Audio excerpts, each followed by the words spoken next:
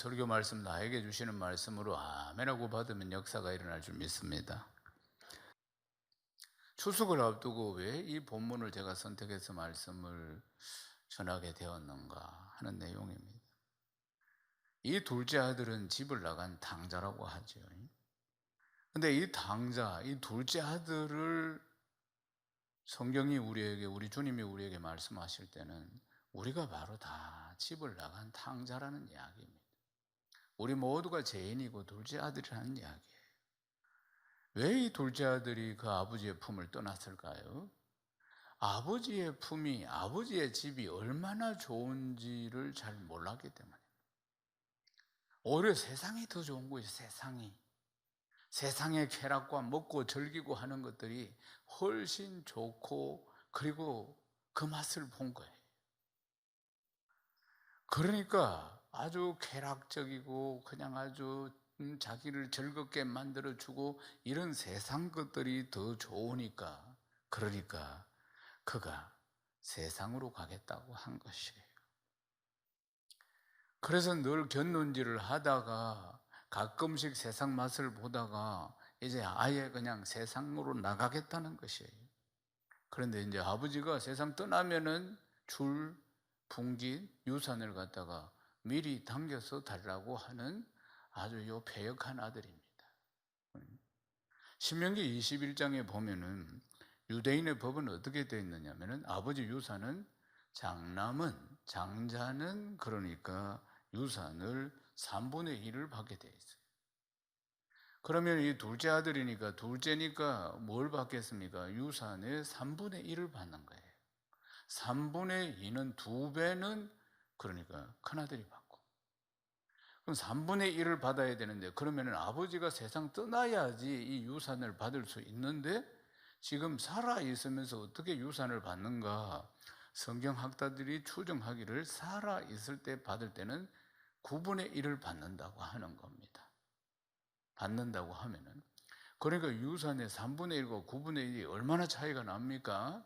전체 유산이 100이 있다면 9분의 1만 받는다 그 말이에요. 그러니까 세상 아버지가 떠나고 나서 받으면 3분의 1을 받을 수가 있는데 형이 3분의 1을 받아가고, 그런데 9분의 1밖에 못 받는데도 불구하고 그거 받아가지고 세상으로 가겠다는 겁니다.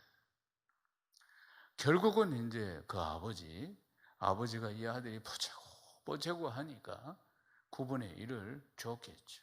그걸 가지고 먼 나라로 갔다 성경은 이야기합니다. 먼 나라로 가서 허랑방탕하면서 이 재물을 다 써버린 겁니다. 사랑하는 여러분, 성경을 자세히 보면은 이 둘째 아들이 언제부터 이런 당자가 되었다 이런 설명이 없습니다. 그러니까 원래부터 이 사람이 방탕한 사람일 수도 있고, 아니면 중간에 어떤 계기가 되어서 방탕한 사람이 되었을 수도 있다는 사실이에요. 그래서 이제 여러 생각들을 할 수가 있습니다. 어느 시점부터 이 둘째 아들이 방탕한 자가 되었는가? 그런데 이 이야기 속에서 성경이 주님이 우리에게 말씀하시고자 하는 것은 뭐냐면 누구나 다 당자가 될 수 있다는 것입니다.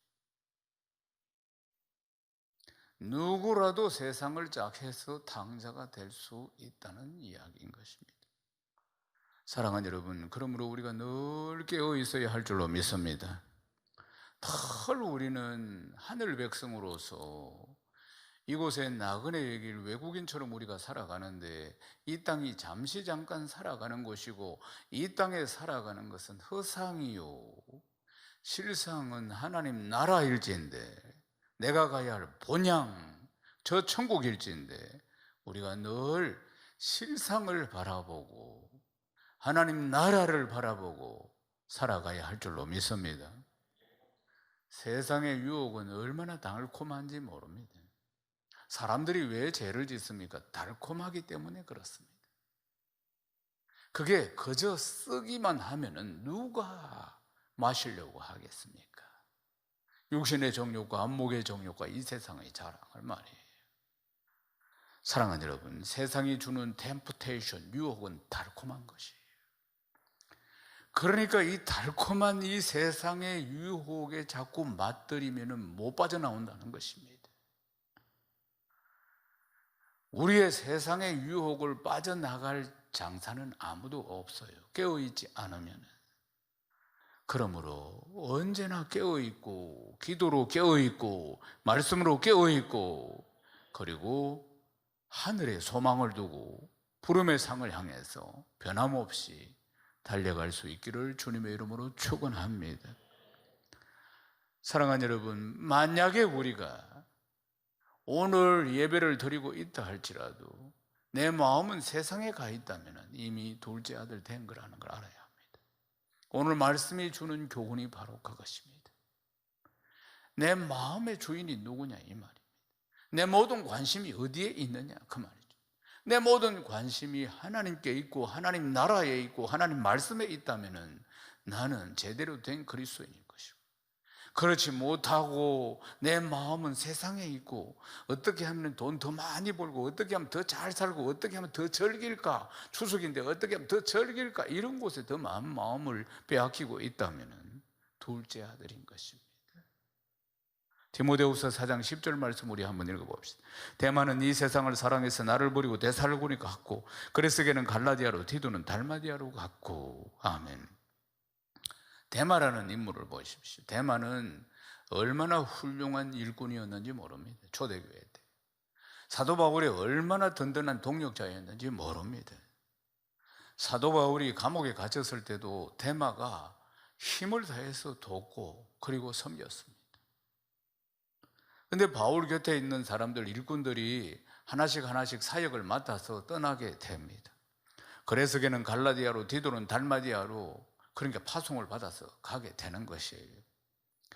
그런데 보면은 데마는 세상을 사랑해서 나를 버리고 데살로니가로 갔다, 이렇게 설명하고 있는 구조를 주목해서 봐야 하는 것입니다.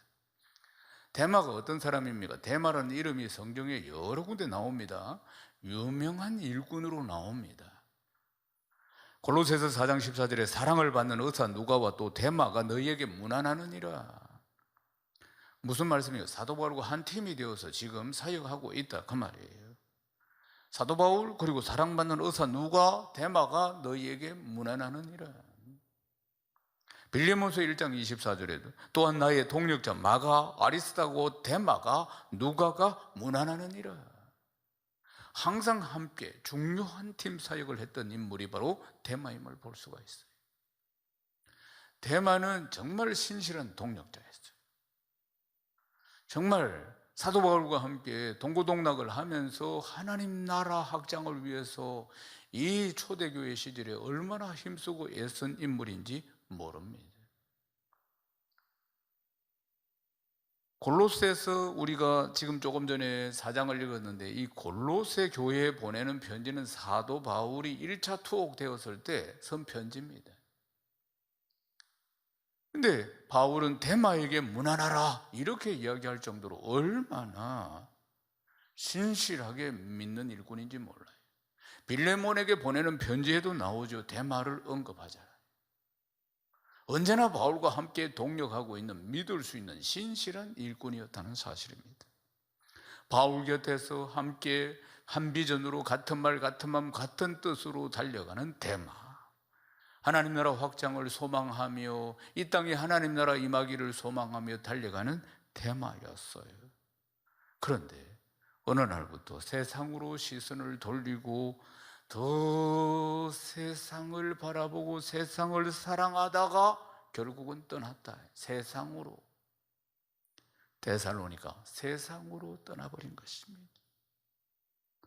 세상을 사랑해서 떠났다. 사도 바울이 얼마나 큰 충격을 받았겠습니까? 사랑하는 여러분, 무슨 이야기입니까? 누구나 데마가 될 수 있다는 겁니다. 누구나 둘째 아들이 될 수 있다는 겁니다. 깨어있지 않으면 한순간에 세상의 유혹이 얼마나 강한지. 우리의 싸움은 혈과 육이 아니고 어둠의 영들과의 전쟁일지인데 세상이 얼마나 빠르게 우리의 마음을 사로잡는지 모릅니다. 우리는 늘 이것을 경계해야 할 줄로 믿습니다. 아멘이십니까? 이 땅에 발을 딛고 열심히 살 때 우리의 소망은 하늘에 있어야 할 줄로 믿습니다. 사랑하는 여러분, 지금 믿음이 있다 할지라도 늘 이 세상의 유혹, 육신의 정욕과 몸의 정욕과 이 세상의 자랑으로 유혹하는 것을 경계하지 않으면 언제나 둘째 아들 될 수 있다는 것을 기억해야 한다는 것입니다. 사랑하는 여러분, 결국 우리는 선택을 해야 합니다. 아버지의 다스림, 아버지의 통치 속에 살아갈 것인가, 아니면 내 마음대로 살 것인가. 사람들은 천국은 사모하는데 통치는 받기 싫어하는 것입니다. 다스림은 받기 싫어하는 거예요. 그래서 내 마음대로, 내가 즐기면 내 인생 내 마음대로 살고 싶어서 아버지의 품 안으로 들어오지 않는 사람들이 얼마나 많이 있는지 모릅니다. 본향은 사모하면서도 품 안으로는 들어오지 않으려고 하는 거예요. 사랑하는 여러분, 당자는 나가서 자기 마음껏 자기 하고 싶은 대로 아버지의 분깃을 들고 그것도 타국으로 가서 그렇게 살았던 것입니다. 그러나 오래가지 못했습니다. 아버지의 재산을 다 낭비하고 다 끝날 쯤 그 나라에 흉년이 들었다고 성경은 말씀하죠. 그러니까 이 처지가 얼마나 한심하고 처량해졌는지 모릅니다. 나중에 어디까지 나락에 떨어졌습니까? 먹을 게 없어가지고 굶주려가지고 어느 집에 돼지치기로 들어갔는데 돼지가 먹는 지엽 열매로도 배를 다 채울 수 없는 상황까지 갔다. 성경은 그렇게 말씀하는 것입니다. 비참한 삶이 된 것입니다. 누가복음 15장 17절 말씀입니다. 이렇게 했습니다. 이에 스스로 돌이켜 이르되 내 아버지에게는 양식이 풍족한 품꾼이 얼마나 많은가, 나는 여기서 주려 죽는구나. 내 아버지 집에는 하인들도 종들도 이렇게 살지는 않는다 그 말이에요. 종들도, 아버지 집에 있는 종들은 그래도 배불리 먹고 편한 잠을 자고 그렇게 행복하게 살아가는데 자기는 타국에 와서 허랑방탕해서 이제는 돼지들이 먹는 지엽 열매조차도 먹지도 못하는 가난한 신세, 극빈한 신세, 이 신세로 나는 끝나는가, 주려 죽는구나. 그러니까 이 지경까지 왔을 때 이 둘째 아들 당자가 생각한 게 뭡니까? 그때서야 내 아버지 집, 내 아버지의 품이 얼마나 좋은 곳인가를 깨닫는 것입니다. 우리가 결국 돌아가야 할 곳은 아버지의 나라, 아버지의 품인 줄로 믿습니다. 추석 명절을 맞이해서 우리가 고향을 찾아가는 이러한 명절 풍습 가운데 우리는 하늘 본향을 한 번 더 생각해 보자는 것입니다. 내가 가야 할 하나님 나라를 이때 더 깊이 한번 묵상해 보자는 이야기입니다. 결국 우리가 영원히 살아야 가야 할 곳은 하나님 나라 아버지의 품이 아니겠습니까? 사랑하는 여러분, 우리는 잠시 잠깐 삽니다. 아침 안개와 같은 인생 아니겠습니까? 세상의 유혹은 참으로 강합니다. 그러므로 늘 깨어있기 위해서는 본향, 하나님 나라, 아버지의 품을 잊지 말아야 할 줄로 믿습니다. 누가복음 15장 18절에서 19절 말씀입니다. 우리 함께 읽겠습니다. 내가 일어나 아버지께 가서 이르기를 아버지, 내가 하늘과 아버지께 죄를 지어 사오니 지금부터는 아버지의 아들이라 이 그럼을 감당하지 못하겠나이다. 나를 품꾼의 하나로 보소서 하리라 하고. 아멘. 이제 온갖 고초를 다 겪고는 이제 아버지께로 돌아갈 결심을 합니다. 그에게는 돌아갈 아버지의 집이 있습니다. 무거운 짐을, 세상의 무거운 짐을 내려놓을 수 있는, 그래도 아버지의 집이 있는 것이에요. 그래도 이 세상에 수고하고 무거운 짐을 다 내려놓고 안식을 맛볼 수 있는 아버지의 집이 있는 것이에요. 요한복음 14장 2절 말씀 함께 읽겠습니다. 내 아버지 집에 거할 곳이 많도다. 그렇지 않으면 너희에게 이르으리라. 내가 너희를 위하여 거처를 예비하러 가노니. 우리 주님이 말씀하셨습니다. 제자들에게 하늘 아버지 집에 대해서 말씀합니다. 우리가 가야 할 그 집에 대해서 말씀하고 있는 것이, 아버지 집에는 거할 곳이 많도다. 아버지 집에는 거할 곳이 많도다. 사랑하는 여러분, 누구를 위한 거처입니까? 믿는 사람, 그리스도인 우리를 위한 거처 아니겠습니까? 우리를 위해서 예비된 곳입니다. 사랑하는 여러분, 우리 인생은 참으로 치열합니다. 우리의 싸움은 혈과 육이 아니고 어둠의 영들과의 전쟁인데, 사업을 하든지 공부를 하든지 직장생활을 하든지 무엇을 하든지 치열한 전쟁입니다. 치열한 싸움인 것이에요. 사랑하는 여러분, 믿음을 지키고 선한 싸움을 다 싸우고 우리가 아버지가 부르실 때 아버지의 나라에 가게 될 터인데, 사랑하는 여러분, 우리가 돌아갈 곳이 있다는 것을 분명히 기억해야 합니다. 아멘이십니까? 우리를 맞아주시는 아버지가 계신다는 것을, 그 아버지의 따뜻한 품이 기다리고 있다는 사실을 말입니다. 치열한 영적 전쟁을 치르면서 살아가는 이 삶 가운데서 항상 나는 믿음을 지키고 선한 싸움을 다 싸우고 결국은 내 아버지의 품으로 돌아갈 것이다 기대하고 소망하고 소망하시기를 주님의 이름으로 축원합니다. 우리 인생살이는 만만치 않습니다. 이번 한 주간도 또 무슨 일이 일어날는지 모릅니다. 산 넘고 산 넘고, 그래서 태산을 넘어 험곡에 가도 빛 가운데로 걸어가면, 빛 가운데로 걸어가면, 빛 가운데로 걸어가면 승리하게 될 줄 믿습니다. 히브리서 11장 16절 말씀 우리 함께 읽겠습니다. 그들이 이제는 더 나은 본향을 사모하니 곧 한 데에 있는 것이라. 이러므로 하나님이 그들의 하나님이라 일컬음 받으심을 부끄러워하지 아니하시고 그들을 위하여 한 성을 예비하셨느니라. 한 성을 예비하셨느니라. 이번 추수에 본향을 바라보고 승리하시기를 주님의 이름은 축원합니다. 아멘이십니까? 한 성을 예비하고 기다리고 계신다는 사실 아니겠습니까? 탕자.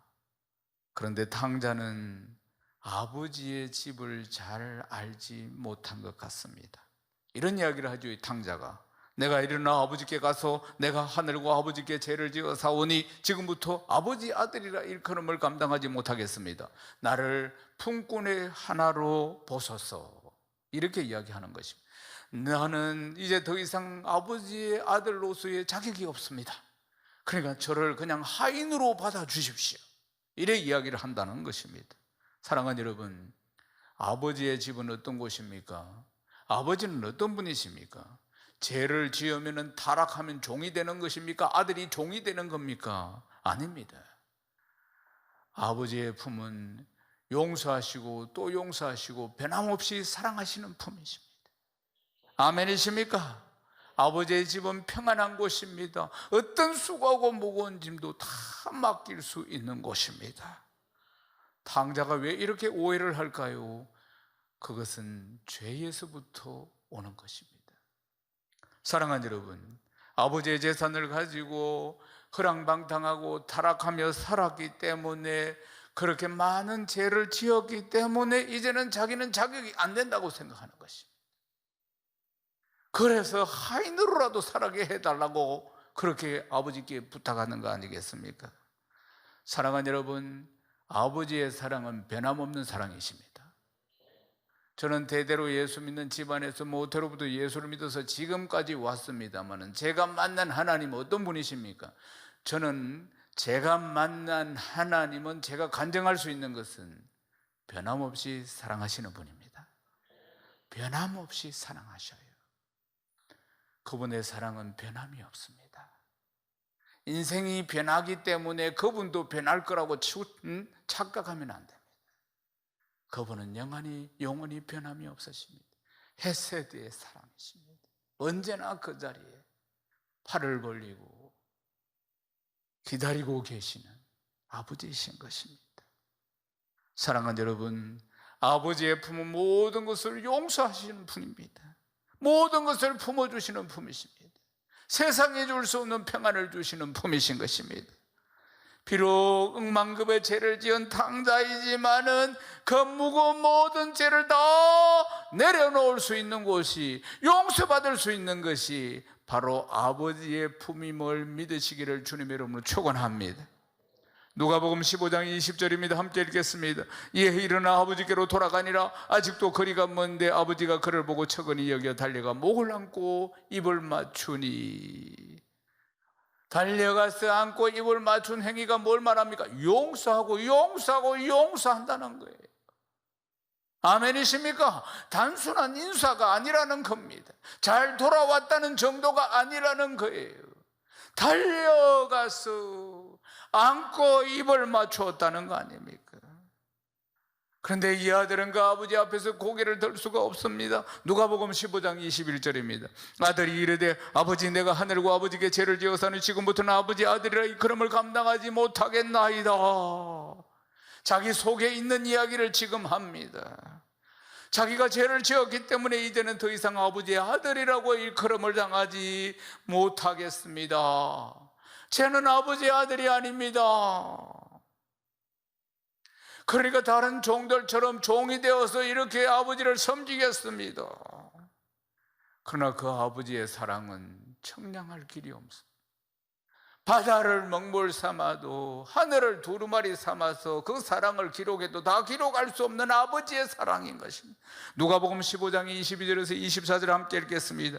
아버지는 종들에게 이르되 제일 좋은 옷을 내어다가 입히고 손에 가락지를 끼우고 발에 신을 신기라. 그리고 살찐 종아지를 끌어다가 잡으라. 우리가 먹고 즐기자. 인내 아들은 죽었다가 다시 살아났으며 내가 잃었다가 다시 얻었노라 하니 그들이 즐거워하더라.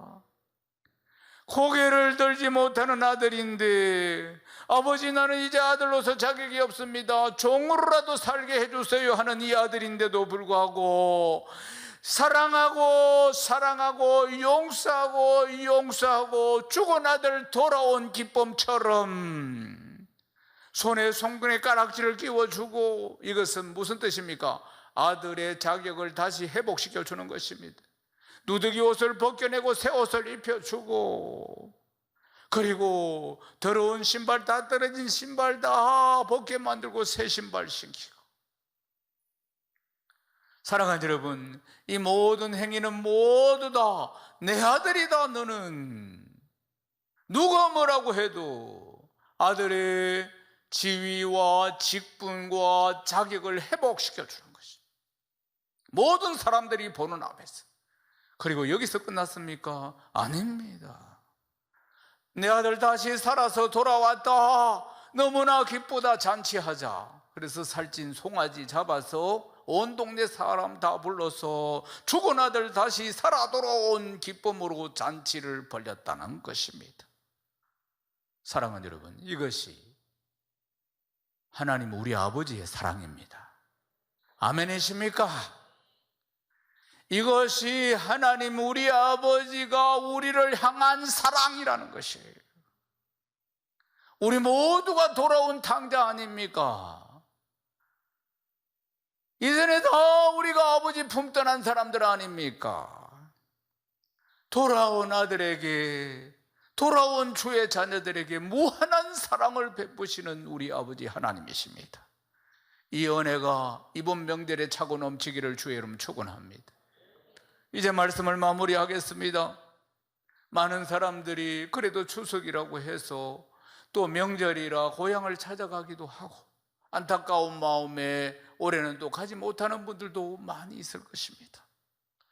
이러한 상황 가운데서 우리는 육신의 고향도 참 중요하지만 내 영적인 고향, 본향, 하나님 나라, 저 천국을 더 사모하며 바라보는 복된 성도 되시기를 주님의 이름으로 축원합니다. 아버지 집을 향한 설레이는 마음이 우리 평생 주님의 나라를 바라보는 기쁨이 되시고, 늘 매일매일 아버지의 나라를 사모하며 그 품에 안길 날을 기대하고 설레어 살아가는 복되고 복된 날들 되시기를 주님의 이름으로 축원합니다. 축원합니다.